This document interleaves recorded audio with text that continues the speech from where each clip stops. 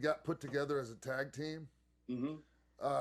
How long was that before you all got put together? You started kind of just doing your own thing, coming out with the South Park stuff on, and Right. just and between that time and the time I came back and joined DX, and we all became DX. It wasn't that long.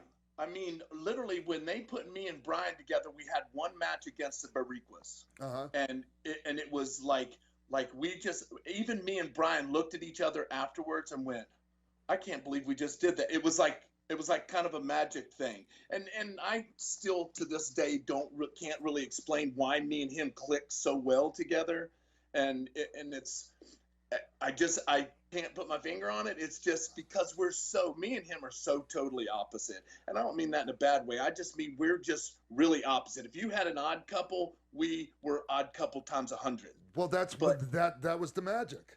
Yes. So but when we were together and did things, we just fed off of each other because we were just so into trying to make each other laugh and going, because face it, when they put us together, that was it. It was like, hey, we're going to put you together. You guys do your thing for a little while until we fire you. So whenever they gave, and people don't realize that my personal feelings is that Brian is probably one of the top 5 talkers in the world. Because he's so, like, he literally he doesn't have anything to say until he goes through a curtain, because he told it to me every night. He goes, gosh, I'm so nervous. I don't have a thing to say. But every time we went through the curtain, he would just spit stuff, just ridiculous, just on and on, up until the point we did our stuff.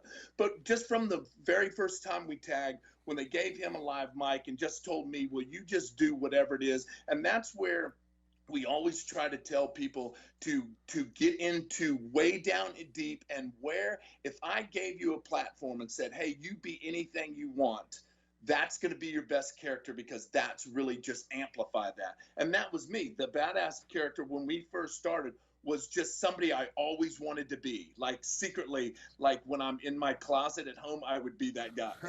Your closet. And then they told me, oh no, I'm going to give you a stage, and I want you to take that guy out of the closet and put him on stage. And that's when, and then just me and Brian just doing our thing. They went literally after the second or third time, they went, uh-oh, we might have us a little something here. Yeah, and y'all traveled together.